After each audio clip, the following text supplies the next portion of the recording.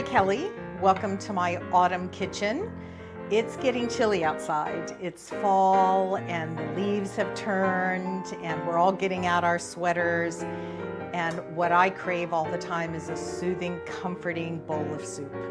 So I'm going to share with you today two of my favorite soup recipes.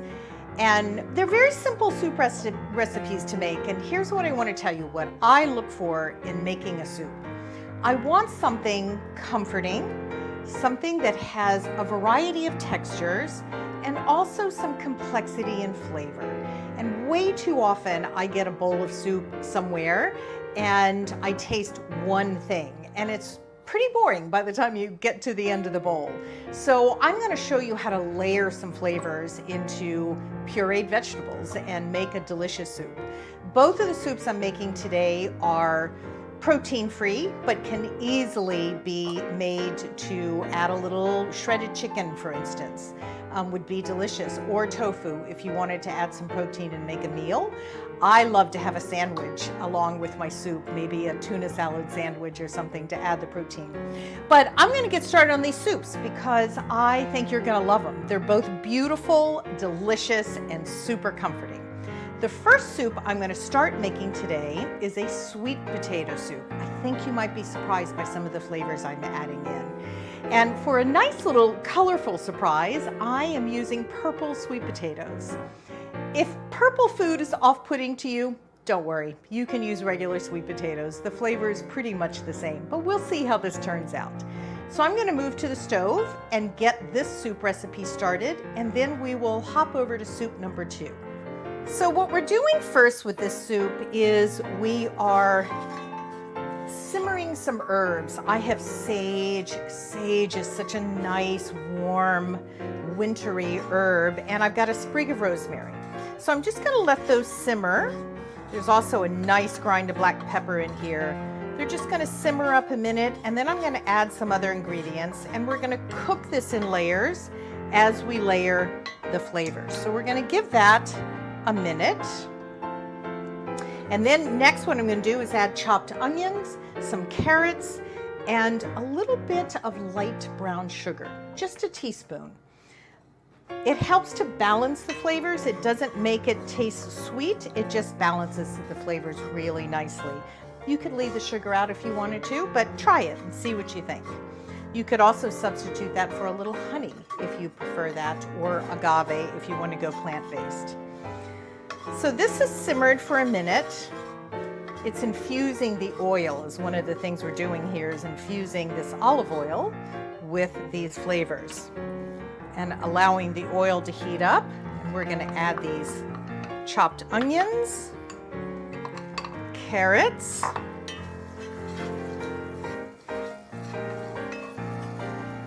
our sugar,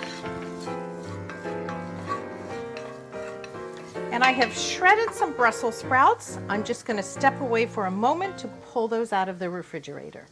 You probably wouldn't have guessed that shredded Brussels sprouts would be in a sweet potato soup, but the bitterness of the Brussels sprouts, it's perfect with the sweetness of those potatoes. You won't really taste Brussels sprout. I think what you're going to find is that you just taste a wonderful complexity of flavors.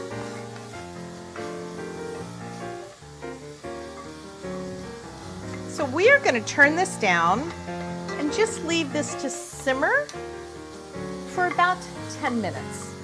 Let those flavors meld together, soften the carrots and the Brussels sprouts, and then we'll come back and add some more ingredients. So I'm going to cover this partially, we'll leave it alone, and we'll be back in 10 minutes.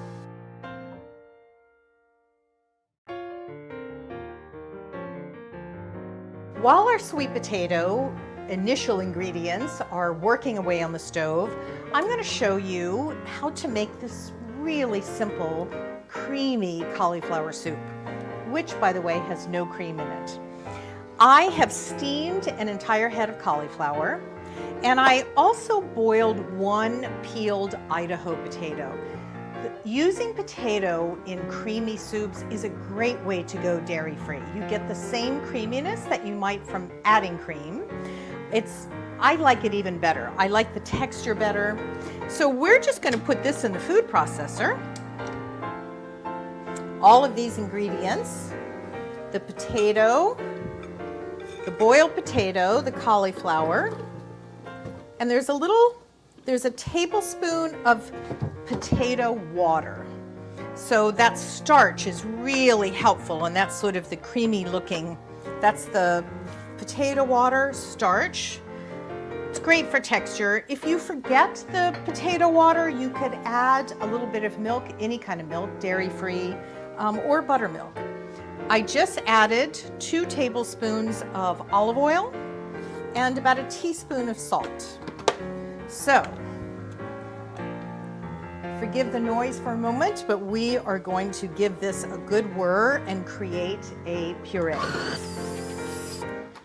Open this up and give it a little stir. If you find it's thicker than you want, just add a little more potato water. After you've boiled your potatoes, it's a good idea just to save all the water, and then you can slowly add in what you feel like you need until you get the consistency you want. I'm using a food processor for this, and I'm putting it on high. You could also pulse. The reason you pulse on a food processor is it does a better job of mixing in all the ingredients from the top. So if you find there's a layer on the top not getting blended, just switch to pulse. This is a little bit thick, I think, so I'm gonna, if you can see this, it's a little thick. It'll thin out a little bit when you reheat it, but I'm gonna add a little more of that potato water, thin it down a little. This is where you do it according to your taste. If you like a really thick soup, leave it thick. If you like it thinner, just keep adding potato water until you get to a consistency that you like for your soup. Just keeping in mind that you're going to put this back in a pot to reheat it before you eat it, and that will thin it out a little bit. I think this is a great consistency. I'm going to take this out. I'm going to taste it first for salt, and then I'm going to just put it in a saucepan. At this point, you could, if you're going to eat it right away, put it in a saucepan, just heat it up to serving temperature, taste for salt and pepper, and you're good to go. If you're not going to eat it until, say, tomorrow, put it in an airtight container in your refrigerator, just heat it up and serve it. But it's going to come with a really delicious garnish that makes all the difference in the world in eating this soup.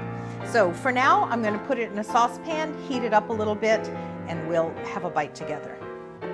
So I've come back to our sweet potato soup. The Brussels sprouts and herbs were well simmered and softened. And now what I've done is to bring some liquid. I have added cider vinegar, and I think that might really surprise you in a soup. But there's a lot of sweetness going on here, and that acidity in the cider vinegar is magical in this soup. I also added a cup of mashed sweet potatoes and 1.5 cups of chicken broth. So now this is going to cook on the stove just enough to get everything well combined.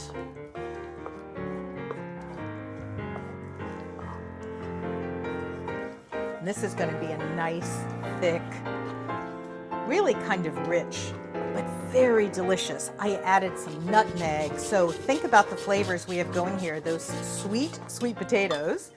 We've got a bit of bitterness from the Brussels sprouts. We have the acidity from the cider vinegar, also the sage, the rosemary. I grated some nutmeg, black pepper, and the flavors are wonderful. The ubiquitous sweet potato and apple soup that you find at a lot of restaurants, you're never going to want that again when you taste all these great flavors in this soup. So this is very thick. We are going to put an immersion blender in here. I'm going to add a touch more chicken broth to thin it out a little bit. And you can see how quick this is. Now the potatoes were roasted at 400 degrees earlier today.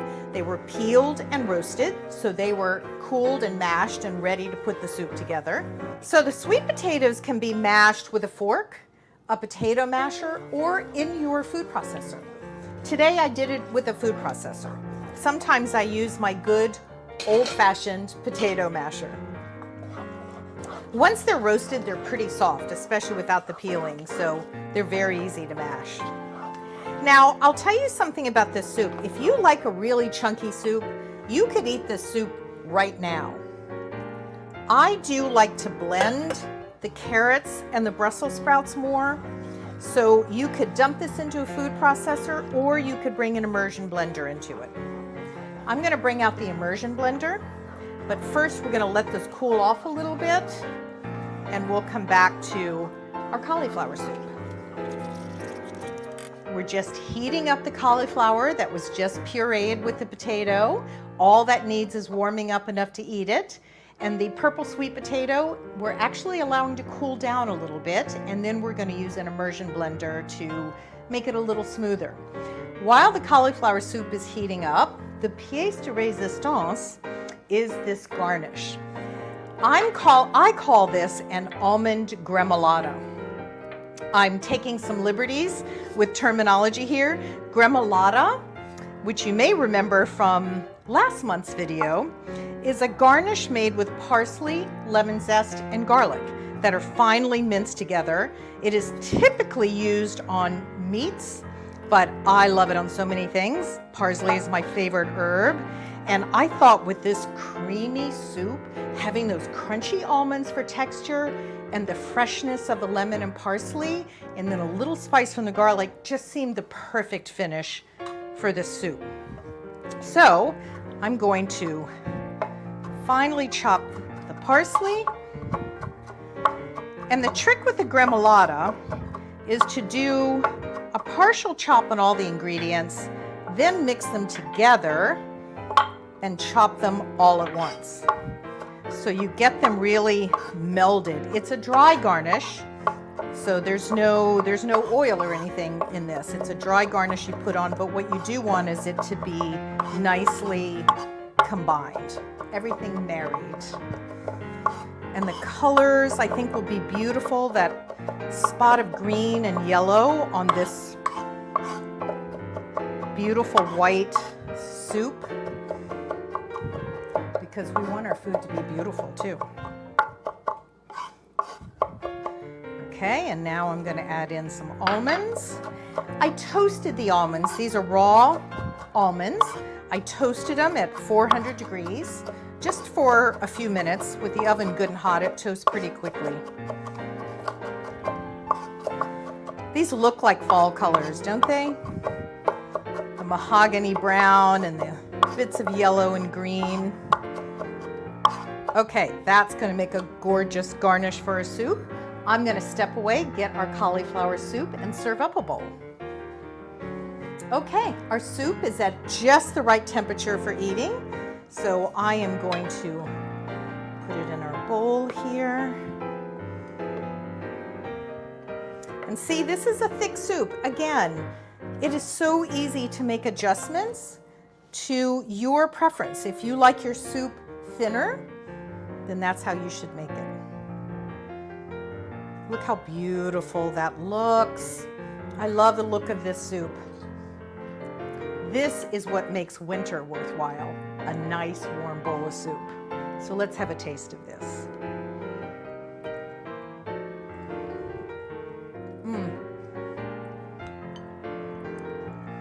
I love this soup. There's so much flavor. With every bite, you get that sort of blanket of soft cauliflower, and I bit into a spicy garlic and that fresh parsley and a little zing of lemon. Having the almonds is a really beneficial texture in this bowl of soup. You don't want your bowl of soup to have everything soft.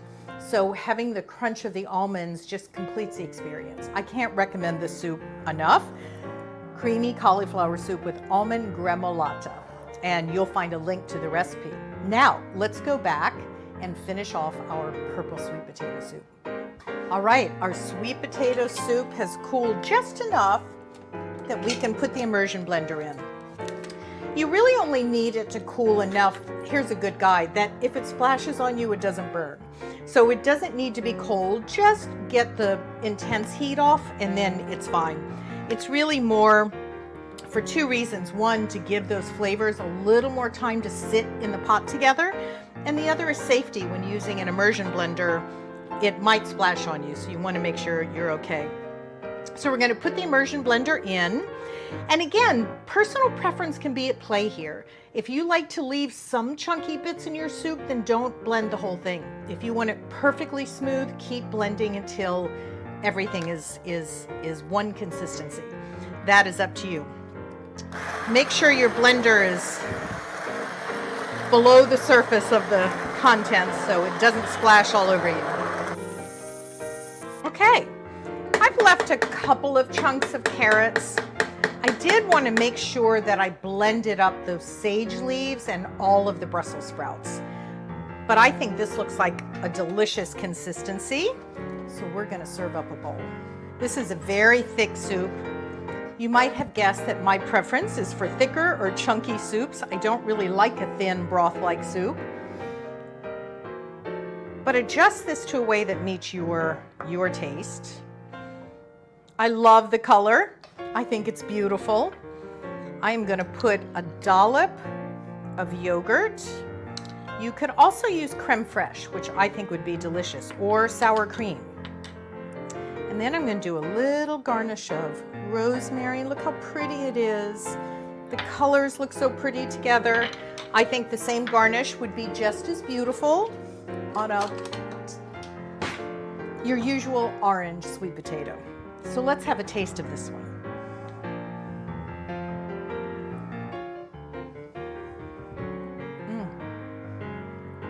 I love this soup.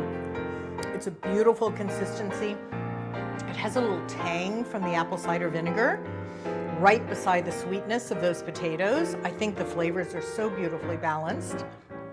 The flavor of the herbs are coming through and warming it up a little bit. I just love this soup. And I've made plenty, so it'll be in my refrigerator all week for leftovers. I hope today's episode has warmed you up a bit and made you want to get to the stove and find ways to turn fall vegetables into delicious soup. Thank you for being in my kitchen today.